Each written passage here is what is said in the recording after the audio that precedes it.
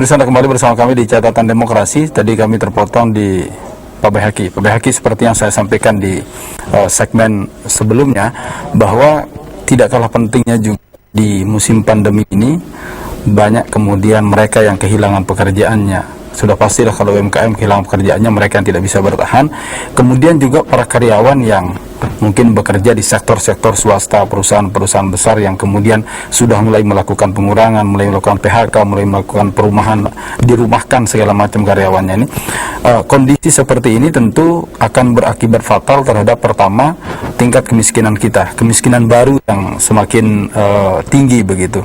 Dalam upaya untuk pengentasan kemiskinan baru seperti ini, apa kira-kira solusi yang ingin ditawarkan oleh Paket Baru? Ya, jadi kami tetap berpikir bahwa pandemi ini memang harus kita lalui saat ini. COVID ini harus kita jalani, hidup ini secara normal, dalam suasana yang baru ini, apapun itu harus kita jalani. Itu yang pertama. Yang kedua, kita harus bisa berpikir sekarang ini bagaimana pasca pandemi. Dan kita berharap pandemi ini bisa segera selesai. Pasca pandemi ini kita akan dihadirkan dengan beberapa masyarakat kita yang kena PHK dan para UKM kita yang sudah tutup usahanya.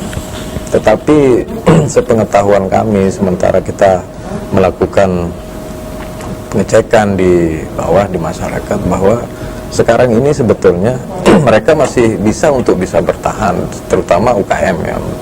UKM ini masih bisa bertahan apabila kita memberikan stimulan. Stimulan dalam artian permodalan itu memang itu yang dibutuhkan saat ini. Tetapi yang jadi persoalan baru adalah ketika ini sudah bisa memproduksi, mereka akan kesulitan untuk melakukan pemasaran. Marketingnya itu saat ini yang menjadi persoalan tersendiri. Ini bagi para pelaku UKM.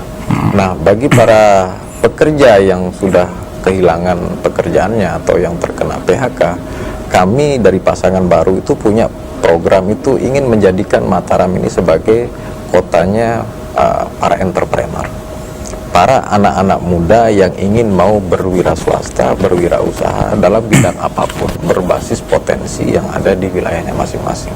Tentu ini harus kita identifikasi, karena kalau kita mau memaksakan masyarakat kita yang sudah kena PHK untuk bekerja lagi di tempatnya, sementara kantornya sudah tidak mampu lagi memberikan gaji, maka satu-satunya solusi adalah kami akan menawarkan atau memberikan guidance terhadap para pekerja yang sudah kena PHK ini untuk mau berwira swasta, mau berwirausaha, dengan pendekatan-pendekatan yang memang harus kita berikan.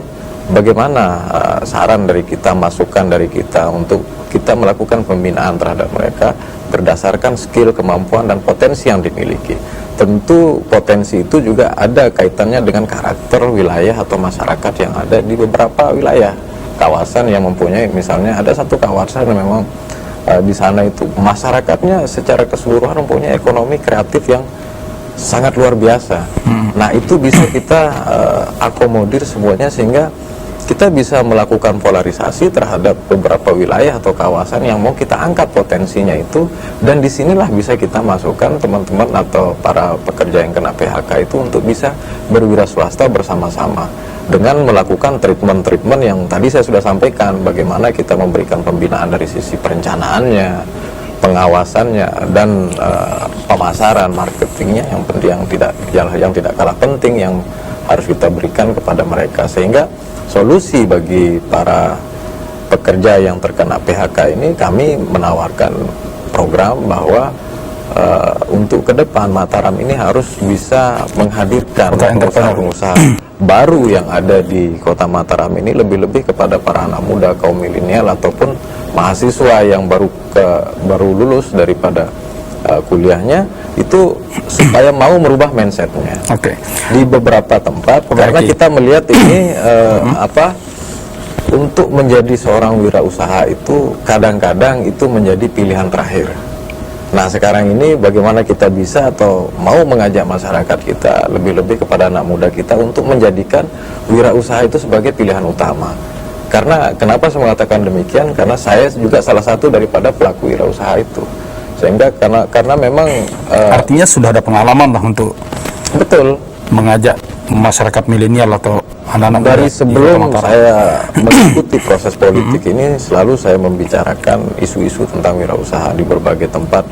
Saya selaku pembicara itu selalu saya mengajak untuk ayo kita melakukan usaha-usaha dalam hal apapun. Kita selayaknya harus menjadi entrepreneur di daerah kita Raki, sendiri. kalau kita lihat kan ini bukan isu baru sebenarnya. Bahkan provinsi pun kalau tidak salah ingin menciptakan 100.000 wirausaha baru gitu. Tetapi tentu menemui kendala ini. Apa kendala yang paling poin penting yang harus dirubah sehingga mindset masyarakat kita ini seperti yang disampaikan tadi bahwa menjadi entrepreneur itu adalah bukan pilihan terakhir. Ya, kita harus bisa memetakan ya. Makanya tadi saya katakan bahwa potensi berdasarkan kawasan atau wilayah yang ada di tempat itu, katakanlah di Kota Mataram ini, berbagai macam kelurahan lah katakan, itu punya potensi yang berbeda-beda. Sehingga itu perlu kita melakukan identifikasi sampai sejauh mana kawasan ini mampu mengangkat perekonomiannya dari sektor industri ini misalnya. Ada yang kerajinan, ada yang kuliner, ada yang ekonomi kreatif, industri kreatif lainnya, itu kan banyak kalau kita mau identifikasi. Sehingga yang pertama memang yang harus perlu kita lakukan adalah bagaimana kita melakukan identifikasi terhadap kawasan atau wilayah yang masyarakatnya punya potensi dari sisi apa.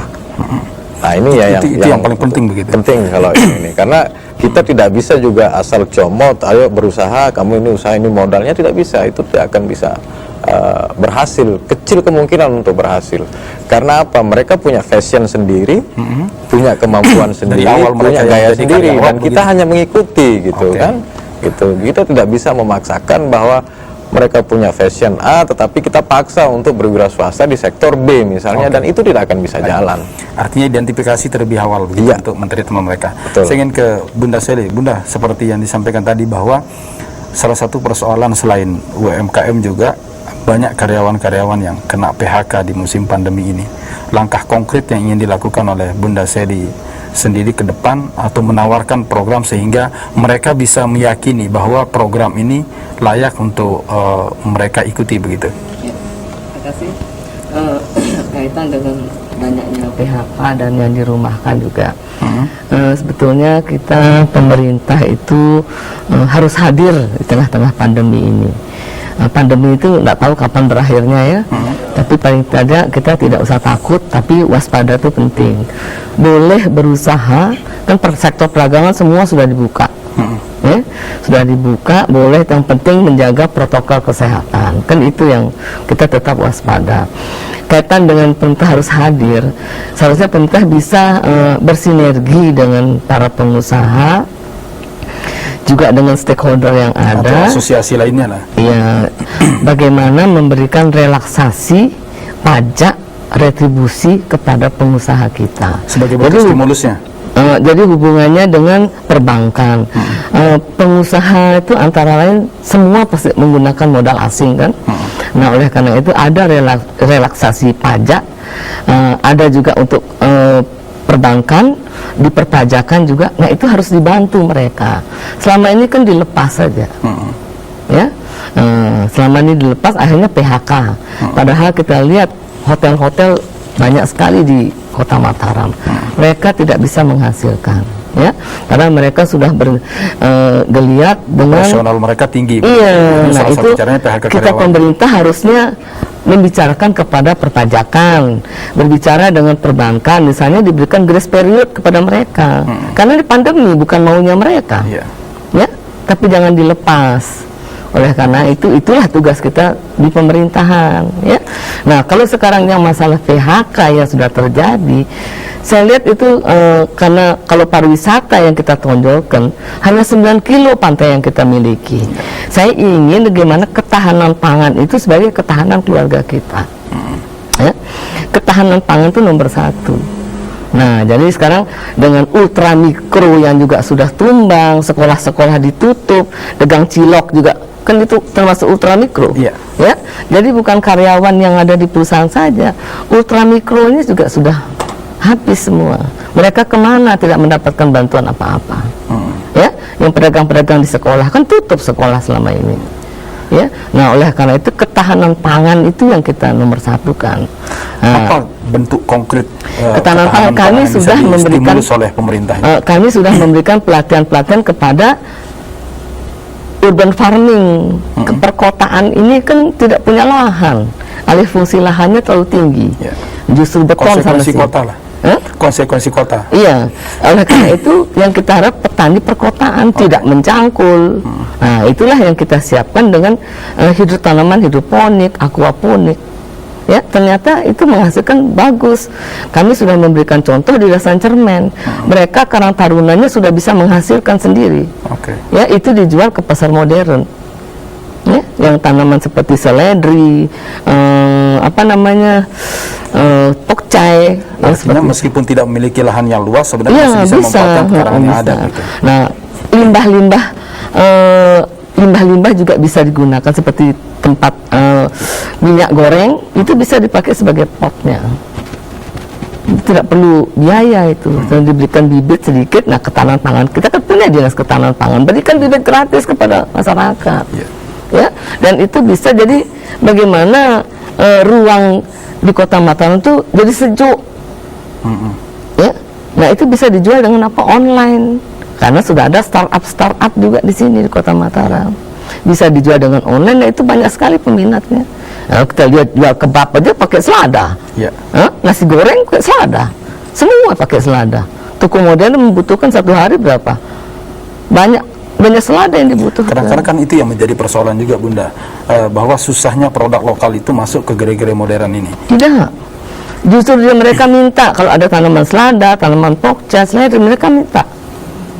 Ya, kami dari Cafe Gama juga melakukan itu. Jadi melatih anak-anak yang masih kuliah untuk menjadi urban farming. Contohnya di Dompu aja sudah bisa kok. Ya, di Dompu yang lahannya luas, mereka menggunakan hidroponik itu.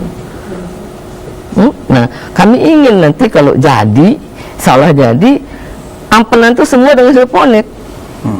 Ya, apalagi kita akan menghadapi motor GP. Masa selada datang dari Bali? Kita jadi penonton. Artinya meskipun lahannya sedikit, tidak ingin menjadi lahan di tembok-tembok bisa ditaruh. Ya, di tembok-tembok rumah bisa dipasang. Tidak ada yang tidak bisa. Yang penting niat, ada kemauan, di situ pasti ada jalan. Sama itu kalau pengusaha itu setidaknya diberikan bantuan dari pemerintah. Kalau UMKM kasih stimulus ekonomi, jangan tidak diberikan pada mereka. Ya, itu yang saya inginkan kalau kita jadi. Oke, tetapi tentu apa yang ingin dilakukan berbanding terbalik kadang-kadang di lapangan, Bunda. Sejauh ini kenapa itu upaya seperti yang dilakukan oleh Bunda itu belum bisa diserap untuk mengatasi persoalan ekonomi yang ada di Kota Mataram? Kaitan dengan itu kami sudah coba di Suradadi. Mereka sudah aktif untuk menjual, mereka juga aktif menanam, ya, kaitan dengan tanaman hidroponik. Dan sekarang kita lihat semua pada menanam hidroponik. Dengan situasi pandemi itu mereka mau kemana? Sampai ada sekarang harga apa katanya pohon janda bolong. Kayak begitu kan? Itu gimana? Karena antusiasme. Ternyata saya harus punya kreativitas di rumah. Saya harus menanam, mengajarkan kepada anak-anaknya juga. Apalagi anak-anak sedang di rumah juga kan jenuh tuh pasti ada. Trauma healingnya bagaimana? Ya harus seperti itu jadi istri. Jadi ibu rumah tangga harus punya kreativitasnya. Tidak bisa kita monoton saja. Sebagai hiburan juga. Nah, apalagi nanti gitu. Kalau kami jadi Kota Mataram akan menjadi kota fashion. SMK kita banyak, pengangguran kita dari SMK banyak. Kalau kota fashion, masa baju saja. Kita punya perhiasan, kita punya handbag. Yang semua Mataram. Oh iya. Itu yang akan kita siapkan. Kota fashion itu Kota Mataram. Fashion show, Muslim, ayo. Karena kita punya pluralisme itu ada di sini. Oke. Ya, itu yang kami inginkan. Misalnya ada penyamakan kulit. Bagaimana Seganteng itu tidak menjual kerupuk kulit saja. Ya, saya ingin itu jadi Tanggulangin. Handbag itu dihasilkan dari Mataram. Kita punya kulit kerbau, kulit kambing, kulit sapi. Daripada itu dibuang keluar, datang ke sini dibeli UMKM harga mahal. Lebih dimanfaatkan. Iya. Kalau dimanfaatkan di sini, diolah sini, jadi tidak buat katik sapi saja sama kerupuk kulit. Nah, biar punya nilai tambah itulah masuk teknologi di sana. Oke. Industri itu di situ masuknya. Otomatis nanti penerapan tenaga kerja. Itu yang kami inginkan. Jadi anak muda pengangguran semua bisa terserap. Investasi berjalan tuh, pertumbuhan ekonomi di sana. Artinya itu sebagai salah satu cara juga penyediaan lapangan pekerjaan. Iya. Jadi investasi itu biarkan dari pihak swasta yang bergerak. Jangan kita pemerintah, regulasinya pemerintah. Tapi investor biarkan bergerak. Nanti kan mereka punya CSR. Kembalikan kepada masyarakat. Untuk menstimulus. Berikan pada masyarakat yang berhak. Oke. Bukan untuk wali kota itu. Ya. Saya ke Mami dulu. Mami, seperti yang disampaikan oleh dua kandidat ini, saya kira hampir samalah, cuma di caranya saja yang berbeda untuk menciptakan lapangan pekerjaan dan sebagainya macamnya. Di Mami sendiri, bagaimana kemudian upaya yang ingin ditempuh untuk mengatasi persoalan dan dinamika yang terjadi saat ini? Seperti yang sudah kita bahas dengan dua calon wali kota Mataram ini, kaitan dengan PHK, penyediaan lapangan pekerjaan yang kemudian berimbas terhadap pertumbuhan ekonomi di kota Mataram dan mengurangi angka kemiskinan kita. Baik, terima kasih. Selama masa pandemi dan pasca pandemi, kalau kalau selama masa pandemi, maka satu-satunya upaya yang paling cepat adalah bagaimana memberikan pekerjaan kepada masyarakat. Ada namanya cash power atau padat karya tunai. Jadi kita memberikan pekerjaan kepada masyarakat supaya ada pendapatan yang didapatkan oleh masyarakat. Bisa harian, bisa mingguan. Artinya ini jangka pendeknya? Jangka pendek. Ini selama masa pandemi. Dengan tetap memberikan JPS tetap ada. Karena itu adalah kebutuhan dasarnya mereka. Tapi bagaimana mungkin akan ada ekonomi berputar kalau uang tidak ada? Maka yang pertama kita lakukan adalah memberikan uang melalui pekerjaan yang namanya cash power atau padat karya tunai. Misalnya pekerjaan, contoh masker saja. Kalau masker ini masih dibebankan sampai dengan masa pandemi, ya, maka masker itu bisa dibuat di lokasi itu yang dibiayai oleh pemerintah, tidak perlu kita pakai pihak ketiga, tapi mereka dipadat karyakan sehingga uangnya kemudian ada. Karena untuk apa? Untuk meningkatkan konsumsi. Karena 60% sektor konsumsi akan membentuk ekonomi. Kalau sektor konsumsi kita bergerak, maka sektor produksi akan tumbuh.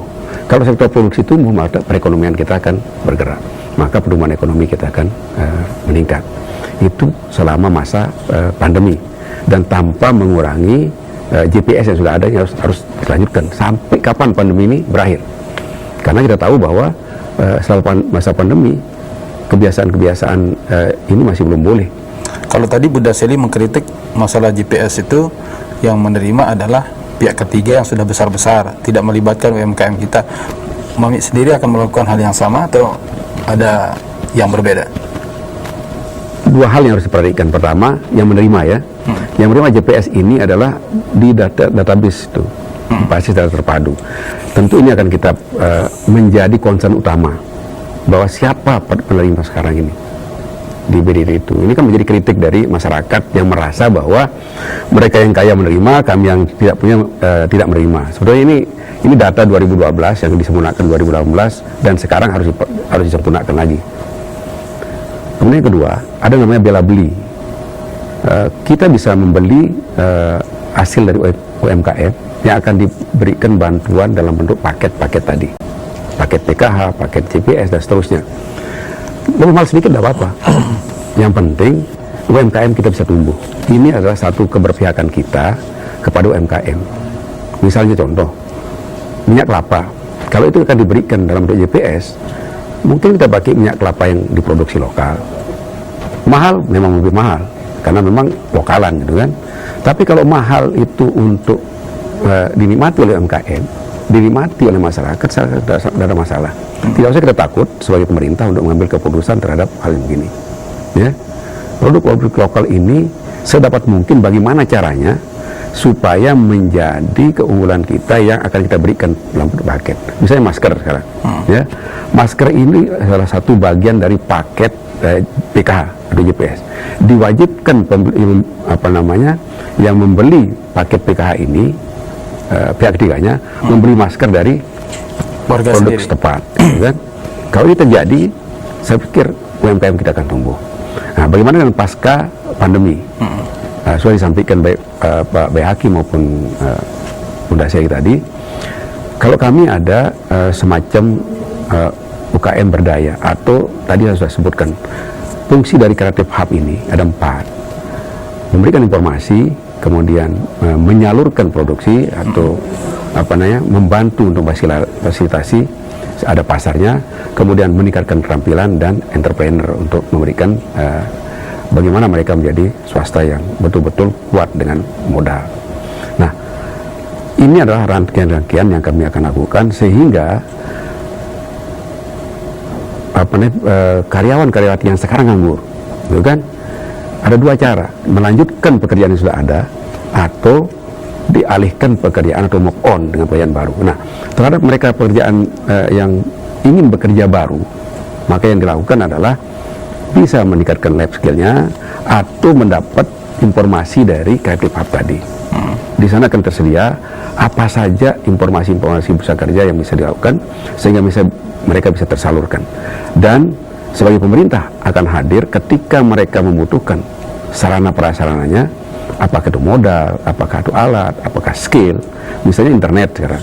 Mungkin difasilitasi sehingga mereka bebas internet, sehingga memudahkan mereka. Artinya di semua lingkungan harus ada internet begitu? Sekarang pun sudah ada sebetulnya. Pemerintah yang sekarang ini, saya baca di media, akan memasang seluruh lingkungan dengan internet. Ini akan memudahkan kita juga membantu UMKM yang ada. Nah, karena yang terjadi sekarang, lompatan kita ini kan dari pandemi ke pasca pandemi. Ini kan tidak bisa kemudian kita meloncat ke sesuatu yang seperti semula. Artinya ekonomi kita tidak mungkin pulih langsung seperti Iya, sedia kala. membutuhkan waktu 2-3 tahun kan. Tadi Aki sudah menyampaikan, kita petakan dan sebagainya. Tapi proses itu harus dilalui oleh siapapun gitu. Oke. Dan ini banyak pelajaran yang kita diberikan.